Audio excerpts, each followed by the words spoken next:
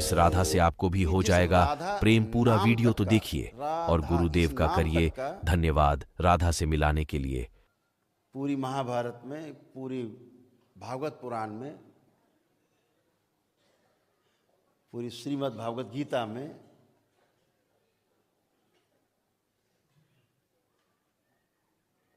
एक नाम तक नहीं कहीं लिखा है राधा। फिर ये राधा कौन है?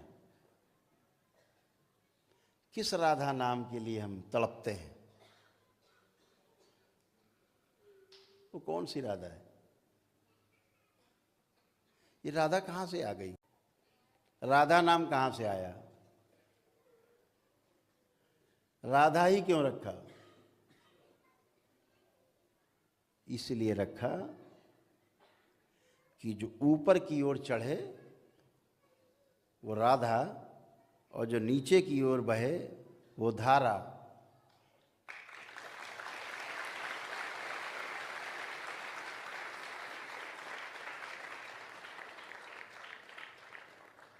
अभी पति पत्नी के रूप में जी रहे हैं, ये धारा है, स्वाभाविक है, प्राकृतिक है, बह रही है। संतानोत्पत्ति हो रहे हैं, सारे कर्म कर रहे हैं, घर के काम कर रहे हैं, परिवार पाल रहे हैं, अपने परिवार को बढ़ा रहे हैं, बच्चों की शादी कर रहे हैं, उनको भी धारा में डाल रहे हैं।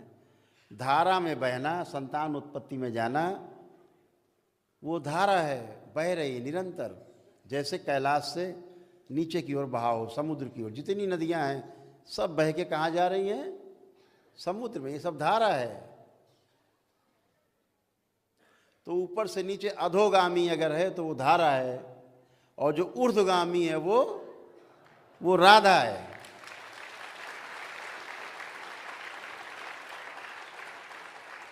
इसीलिए राधा नाम आया, क्योंकि धारा को उल्टा कर दिया। इसीलिए इस राधा का नाम किसी भी ग्रंथ में नहीं है। ये नाम केवल संतों के हृदय में है, जो गुजरते हैं अनुभव से उनके हृदय में है। राधा राधा चिल्लाने से कुछ नहीं होने वाला। राधा में उतरना पड़ेगा आपको।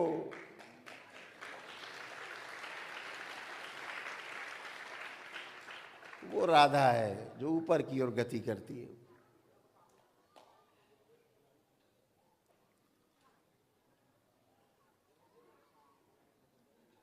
जब भगवान श्री कृष्ण इस दरबार के देखे, बात करता हूं, किसी की क्या है, हम किसी की भावनाओं को ठेस नहीं पहुंचा रहे, हम ज्ञान की बात कर रहे हैं, आपकी किताबी बातें नहीं कर रहे।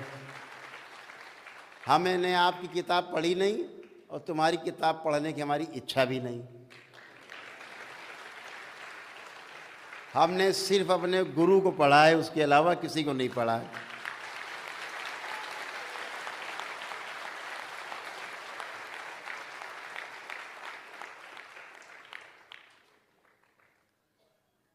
तो राधा वो है जो ऊर्ध्वगामी है, ज्ञान की नाड़ी सुषुम्ना। राधा जो पति पत्नी संसर्ग में जाते हैं वो धारा है। तो धारा को उलट दिया, ऊपर की ओर चल पड़े, अपने चक्रों की ओर चल पड़े, अपने ही चक्र से अपने चक्र के मिलन का नाम राधा।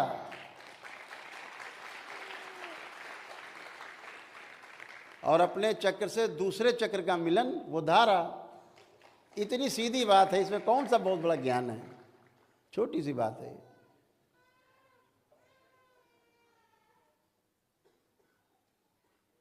भगवान श्री कृष्ण योगेश्वर, पहले भी कहा,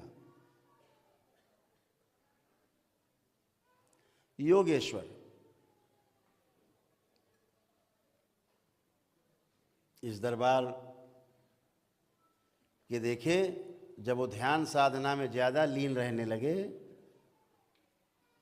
बहुत लीन रहने लगे, जंगलों में भी, अपने साथियों के साथ भी, जिन्हें लोग तमाम पता नहीं कौन कौन सी लीला का नाम देते, ध्यान साधना में जब लीन रहने लगे तो उनके पिता श्री को चिंता हुई, वसुदेव भगवान को चिंता हुई कि ये तो हमारा ये लड़का जो है, लग रहा है ये साधु सन्यासी हो जाएगा, ये कौन संभालेगा? ये गऊ में जो 9 लाख गौएं हैं, गौ माता इन्हें कौन संभालेगा।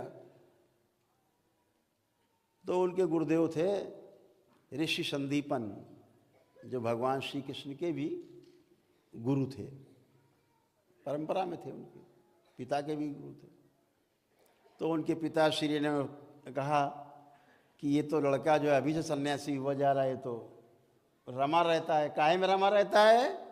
राधा में।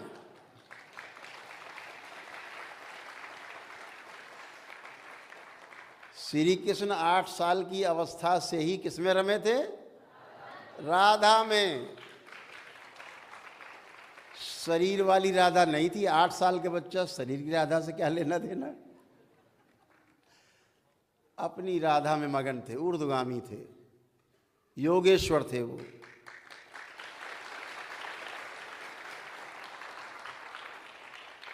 भगवान विष्णु का अवतार थे।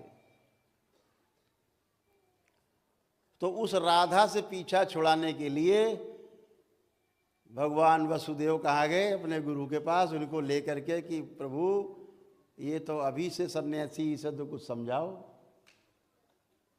तो भगवान वहाँ गर्ग ऋषि भी उपस्थित थे। भगवान श्री कृष्ण को उनके गुरुदेव ने कहा कि तुम राधा में जीने के लिए तुम्हारे शरीर नहीं मिला है, तुम अवतार हो स्वयं। तुम स्वयं अवतार हो। तुम तो खुद ही आधे राधा हो। तुम्हें राधा में उतरने की आवश्यकता नहीं। संसार में जिस काम के लिए आए हो, दुष्टों के विनाश के लिए, तुम्हें धारा में उतरना है। तो उस राधा का परित्याग कराया ऋषि संदीपन ने। पलट करके 115 वर्ष तक, उम्र तक भगवान श्री कृष्ण ने राधा को देखा नहीं।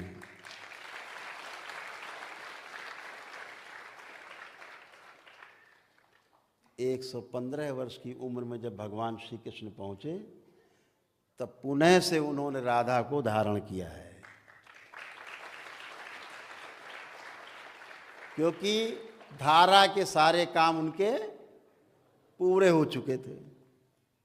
तो जो उनके गुरुओं ने उन्हें कहा कि तुम जिस कार्य के लिए आए वो धारा में रह कर के पूरे हो सकते हैं, तुम साधु संत बन कर के ये काम नहीं कर पाओगे। तो धारा में जीना है। धारा में जीना मतलब राजसी ठाट बाट से जीना है, गृहस्थी में जीना है। तो जब काम लक्ष्य पूरा हो गया भगवान श्री कृष्ण का, 115 वर्ष की उम्र, जहाँ पे जब कहा गया कि राधा मिली उनको 119 साल की अवस्था में, मृत्यु के समय। तो साधारण मृत्यु नहीं थी, धारा की मृत्यु थी, और राधा से मिलन हुआ फिर से।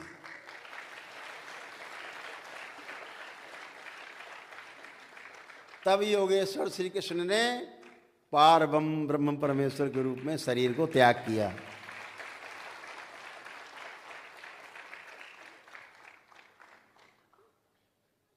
जो हमने देखा वो बताया।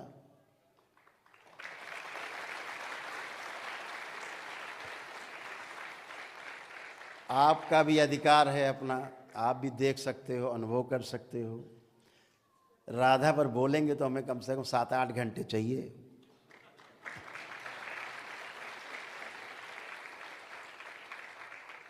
तो वो प्यारी राधा है वो, जिसके लिए हर मनुष्य तड़पता है, जिसके लिए आदमी जन्म लेता है। उस राधा के साथ जीने के लिए राधा के द्वारा ज्ञान को उपलब्ध हुआ जा सकता है, उसका नाम राधा है।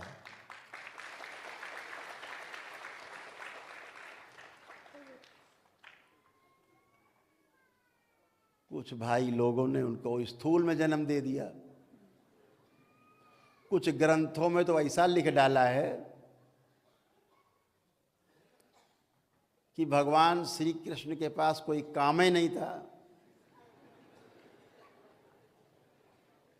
दिन भर गोपिकाओं के साथ नाचना कूदना, झाड़ी में जाना है, उस झाड़ी में छुपना, इतने काम उनके पास था बेचारों के। बहुत महान महान लोग इस देश में पैदा हुए, पता नहीं कौन से ज्ञान चक्षु से देख डाला उन्होंने।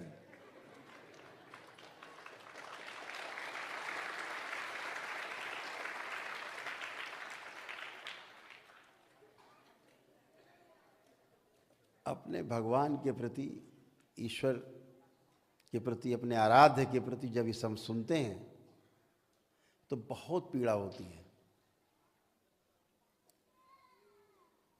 जिसको काम वासना कभी छू भी ना गई हो, उसको काम कला का अवतार बना दिया।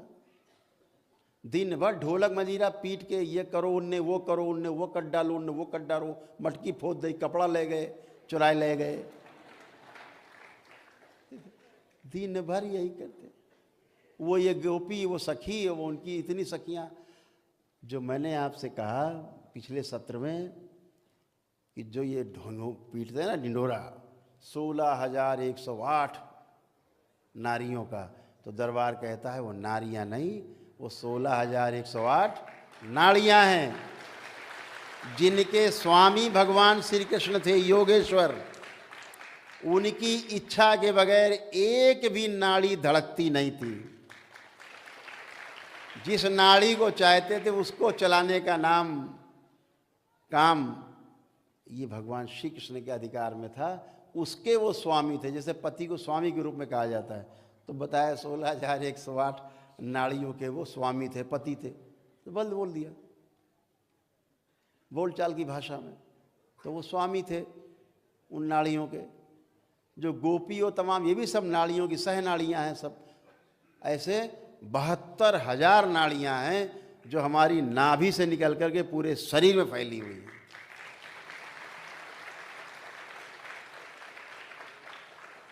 भगवान श्री कृष्ण का इन सब पर एक एक नाड़ी पर नियंत्रण था। और इतने नहीं किया, लिखने वालों ने और आगे लिख डाला। बोले 16,108 उनकी पत्नी थी, रानी पटरानी, और उसके बाद सबसे 10-10 लड़के और एक एक लड़की पैदा हुई। भैया बहुत काम की बात है, सोचो जरा। हमें लगता है गीता, श्रीमद् भागवत गीता, महाभारत पढ़ लो तो लगता 100 जन्म लेके भी पूरा नहीं कर पाएंगे उतना काम जितना भगवान श्री कृष्ण एक जन्म में करके पूरा चले गए, सबको निपटा के पूरे युग को। और वो दिखा रहे हैं भैया इनके पास एक ही काम था, 16,108 नारी, और सबके 11-11 पैदा, बिल्कुल सेट है नियम, 11-11 पैदा हुए। अच्छा ऐसा हो सकता है?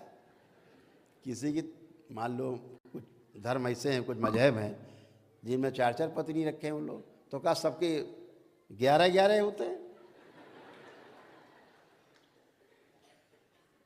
ऐसा लिखा महाराज जी आप लोगों ने, आपको बहुत बहुत धन्यवाद, ताकि लोगों का ध्यान तो आकृष्ट हो।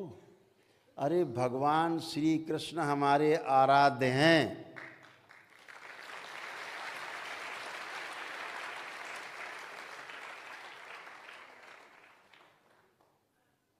राधा हम साथ लेके पैदा होते हैं। इस राधा को पाने के लिए आदमी जीवन भर तड़पता रहता है। इस राधा के लिए भगवान श्री कृष्ण भी तड़पे थे, लेकिन गुरुओं के आदेश पे उन्होंने राधा का परित्याग किया और धारा में जिए। अगर वो धारा में नहीं जिए होते तो कहीं कोई माखन चोर कह रहा, कोई रण छोड़ कह रहा, तो कोई ये गोपिका लेके भाग गए, कोई कपड़ा लेके भाग गए, नहा रही थी लड़कियां, ये नहीं लिखा होता। धारा में जिए। तो इसको समझने जैसा है। जब डिकोड करते हैं चीज़ों को, तोड़ते हैं कोड को, तो तब चीज़ें निकलती हैं। मोबाइल में आपके कोड लगा है, जब तक वो नहीं खुलेगा अंदर कुछ नहीं दिखेगा। ऐसे ये कोड है।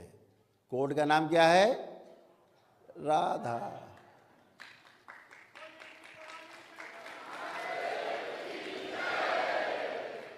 तो इसी राधा में आपका चलने का समय अब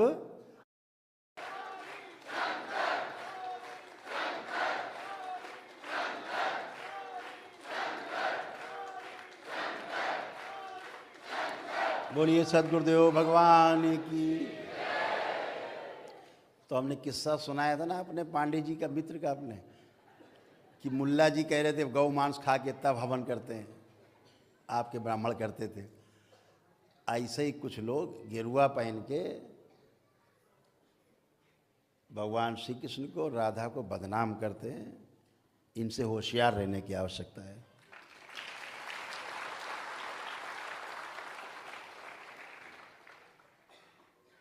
दरबार का ऑफिशियल चैनल करौली सरकार ईश्वरीय चिकित्सा विज्ञान केंद्र चैनल को जरूर सब्सक्राइब करें। नमः